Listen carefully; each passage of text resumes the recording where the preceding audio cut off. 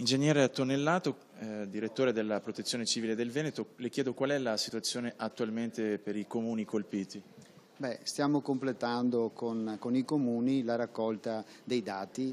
Oggi ci devono fornire i comuni stessi tutti i dati raccolti e quindi tutto ciò che è documentazione per presentare la dichiarazione dello stato di emergenza nei tempi concordati.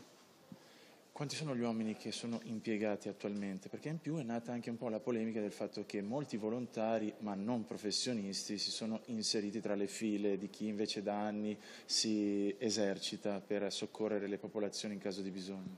Questo è un tema che dovrà essere affrontato nuovamente, ma d'altra parte i cittadini che si sono prodigati comunque hanno fatto volontaristicamente un lavoro utile. È chiaro che il sistema organizzato di protezione civile deve essere più coinvolto, parteciperà sicuramente, ci saranno degli incontri, degli approfondimenti, dei ragionamenti per migliorare questo aspetto che ha necessità di essere affrontato come tematica di carattere generale.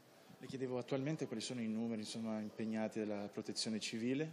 Ci sono stati nel totale alcune centinaia di volontari. Adesso comunque la struttura, la macchina organizzativa del volontariato continua ad operare e in effetti ora i volontari organizzati dimostrano le loro massime performance anche nel post emergenza, proprio perché l'organizzazione consente di poter stare a disposizione dei cittadini per tempi più lunghi, insomma. Ingegnere,